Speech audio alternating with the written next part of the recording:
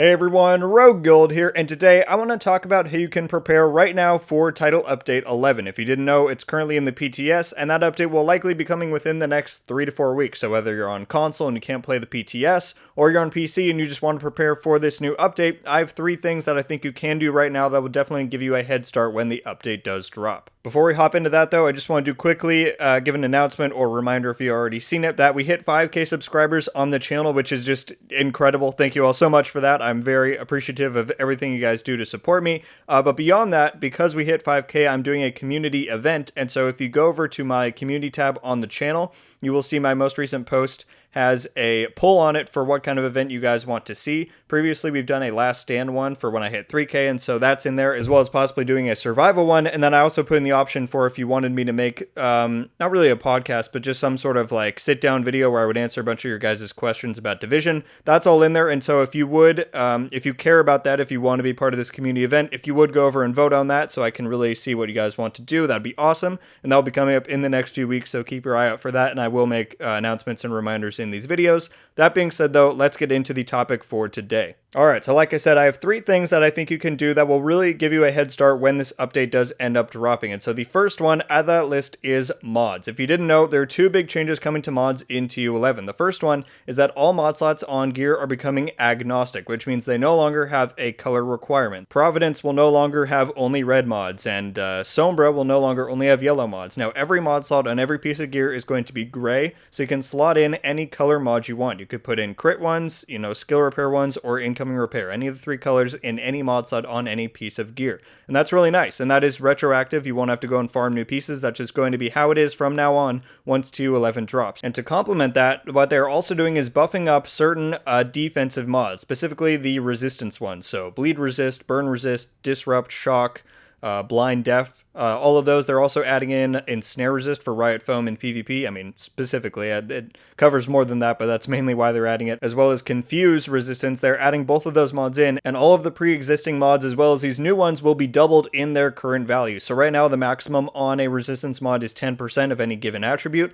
Now that'll be up to 20%. So you could get up to 60% burn, bleed, disrupt resistance, whatever, on your mods if you're using all 3 slots. So what's really nice about this combination of things they're adding is that even if your build doesn't focus on it, you could slot in 3 resistance mods on your build on the go. So what I think is very beneficial about this is in PvP, if you're going against, say, an Eclipse build that's really annoying and it's not even you that's getting killed by it, it's that they're killing someone else and it's spreading to you, and you really don't know how to counter it, you could now respawn in the checkpoint, slap on 3 burn resist mods, and if you have 10% hazard on your watch, then that's an automatic 70% resistance to it. You head right back out and get right back into the fight. It's going to be really nice to be able to counter that with such an easy method. And I don't, some people might say that's like, that kills status and all those types of builds, and I don't really think that's the case. I just think it's finally a fair counter, because you have to adapt, right? Division isn't about having a build that's going to be the best at everything, but now you can actually have fair counters against it. I mean, I know we have the booster hive and all that, but that doesn't really cover it as much as something like this will just be a nice way to be able to take that out if it's becoming very overpowered in your specific Dark Zone or PvP environment. So that's my first tip, is to go and farm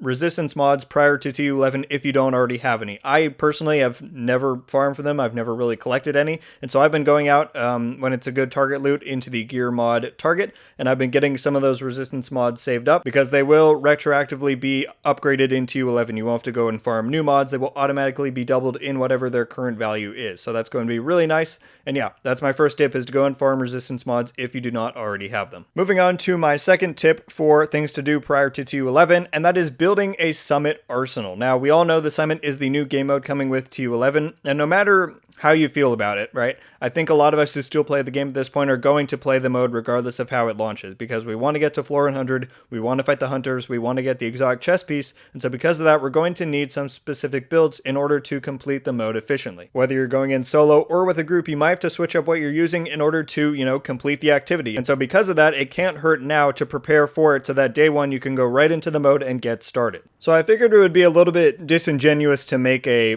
quote unquote skyscraper build video, because you know, you have to be adaptable. There's several different scenarios you're going to go through, different difficulties. I mean, what works on heroic, you know, going through that solo isn't going to work the same on legendary in a group, right? So there's many different things you're going to have to bring to the table in order to succeed. However, I did want to provide, I don't know, a template, a suggestion if you are going into it solo maybe, or you just want something that can really be adaptable and more of a hybrid. This is what I put together to go through it.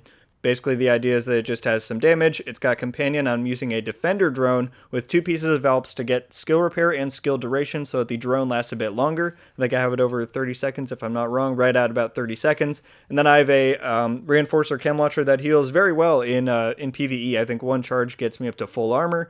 So it's pretty nice. I mean, this is just kind of an all-around build that, like I said, will, if you're solo or, you know, in a 2 or 3 man group, will take you through those challenging and heroic floors pretty easily. Again, once you get to legendary, once you get to floor 100, you're really going to have to switch it up. You might have to bring some heals, you might have to bring a tank, a glass cannon. Like I said, there's a lot of different things that Summit is going to require us to do, but if you want a general idea of what to do, this is what I might recommend. But again, my second tip here is that you just begin building that arsenal of different builds so that you are ready when the time comes, when the update drops. You can just head into Summit and with your group or by yourself be ready to take on the different challenges that entails. Alright, my third and final tip on this list is to acquire pieces now that may be affected by the rainbow rule changes coming into TU11. Let me explain. Let's say you want to make a True Patriot damage build. I've made a build video on that on the channel in the past few weeks. You want to have one that has weapon damage for the core attribute and then crit damage or crit chance for the secondary attribute. That's going to be pretty hard to get in TU11 because what they're doing is making it so that the first attribute slot on either high-end gear or gear sets now has a much higher chance to match the core attribute bonus. So on True Patriot, for example, that rolls natively with armor, and so you're most likely going to get blue rolls for the attributes from now on. Even though it's not a 100% chance, it's a lot more likely you're going to get a blue than either a red or a yellow like it is currently. So if you do want to make a True Patriot damage build, I would recommend going and getting True Patriot now, because it's going to be much less of a headache now than it would be later on to try and get those red rolls and then having to roll weapon damage for the core attribute. But even harder is going to be high ends, like if you want, I don't know, a Gila piece with weapon damage for whatever reason. I know that might not make a ton of sense, but there's other pieces like Yawl if you want weapon damage on there. It's going to be a lot harder to get a triple red Yawl than it is now because you have to roll the core attribute because it's going to come with armor 100%, and then the first attribute is most likely going to be a blue in the coming update. So stuff like that.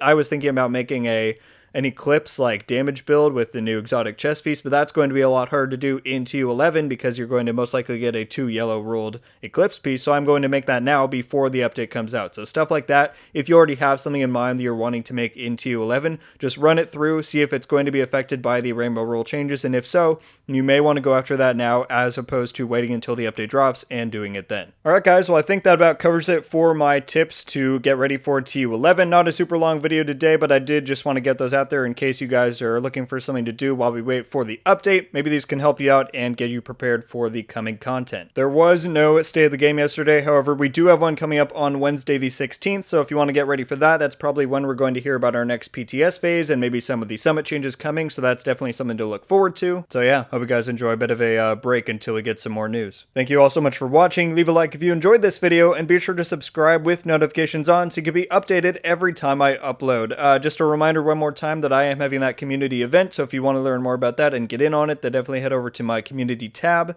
Those will show up in your notification feed if you subscribe, so just a little heads up there. But yeah guys, let me know your current thoughts on TU11 and the coming stuff in the comments below. I mean, I know we've already talked about it a lot with Summit, but anything you want to say, just leave it down there. And yeah, thanks again everyone, have a great day, and until the next one guys, Rogue Gold out.